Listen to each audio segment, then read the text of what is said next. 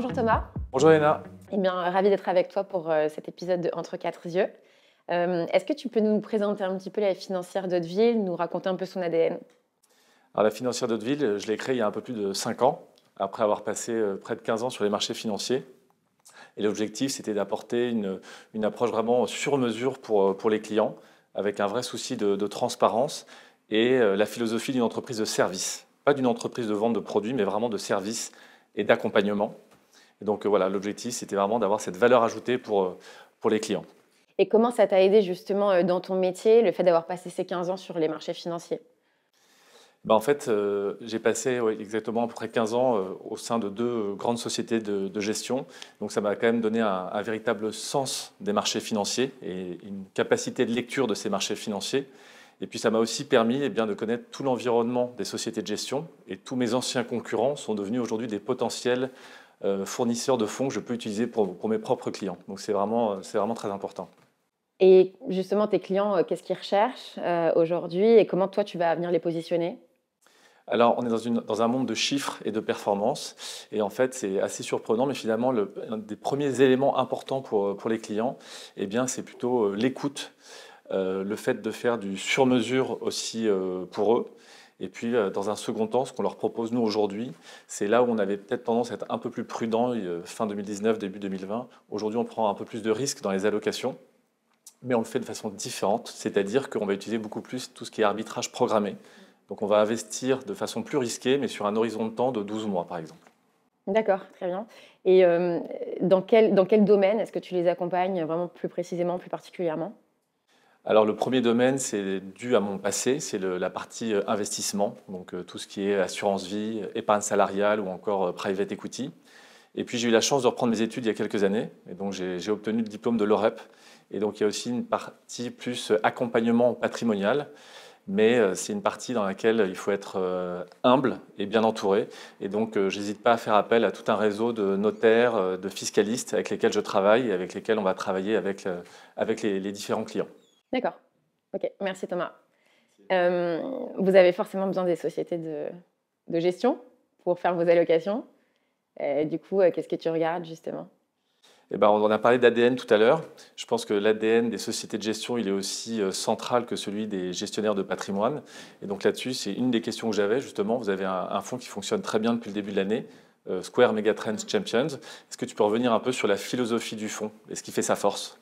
En quelques mots, du coup, Square Megatrend Champion, c'est un fonds action de conviction qui a été lancé en 2016. Donc maintenant, il a un track assez important. C'est un fonds qui a investi sur des entreprises américaines et européennes qui sont des leaders dans leur secteur au sein de méga-tendances structurelles, comme par exemple la digitalisation de l'économie dont on parle beaucoup aujourd'hui, ou encore le vieillissement de la population.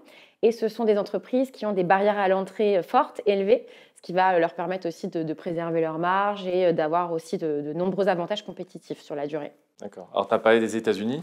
Depuis novembre et l'élection de Trump, il y a eu un engouement très fort sur le marché américain. Est-ce que tu peux revenir un peu sur ce qui explique cet engouement et aussi sur, est-ce que c'est pas finalement trop tard? Est-ce que le train n'est peut-être pas déjà passé sur le marché américain? Oui, tu as raison, on voit un consensus énorme sur les États-Unis, parce que c'est vrai que l'environnement macroéconomique est porteur. On a une croissance forte, on a un environnement de taux aussi qui est plus favorable que l'année dernière.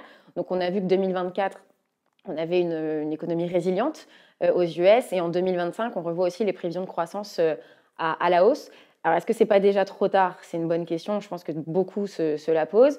En tout cas, nous, au sein du portefeuille Megatrends Champions, on est convaincus, confiants dans les entreprises américaines qu'on a, qui ont des valorisations qui sont toujours attractives et des fondamentaux excellents, encore plus que l'année passée. Des boîtes comme, deux, trois exemples, Microsoft, Vertiv ou GE Aerospace. D'accord. Et alors, l'Europe, elle a l'air un petit peu à la traîne. Est-ce que tu peux nous en parler aussi un petit peu? Alors, l'Europe, justement, c'est assez contrariant parce que justement, on voit ce consensus énorme sur les US. On lit beaucoup de choses, il n'y a pas un seul avis différent. C'est vraiment let's go États-Unis. Et pour autant, depuis le début de l'année, ce qu'on voit, c'est que l'Europe a fait très bien, même surperforme en fait les États-Unis. Et donc ça, c'est un peu une surprise aussi, je pense. Et donc, il vaut mieux peut-être aussi être un peu plus diversifié, être peut-être un peu à contre-courant et ne pas faire uniquement des États-Unis. C'est généralement quand il y a un consensus aussi monstrueux, eh bien, généralement qu'il faut faire attention. Voilà. Donc diversifier, c'est une bonne chose et c'est aussi pour ça que dans notre portefeuille, on a des entreprises européennes et on a vu qu'elles avaient très bien fait sur le mois de janvier notamment. D'accord. Et alors justement, je crois que vous avez un biais qualité et croissance au sein de vos portefeuilles.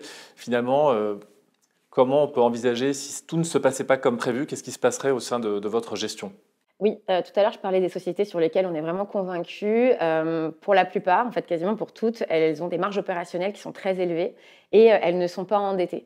Donc, elles vont aussi pouvoir rebalancer leur business model s'il le faut. En tout cas, pouvoir s'adapter en fonction d'un contexte macroéconomique différent. Si les scénarios macroéconomiques sont moins bons, ce sont des sociétés qui vont pouvoir s'adapter plus facilement, effectivement. D'accord.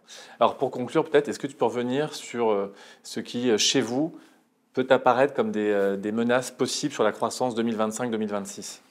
On est dans un monde en profonde mutation, donc il peut y avoir des risques, et notamment géopolitiques, de pandémie, on l'a déjà vu par le passé, donc tout ce qui est extra-financier.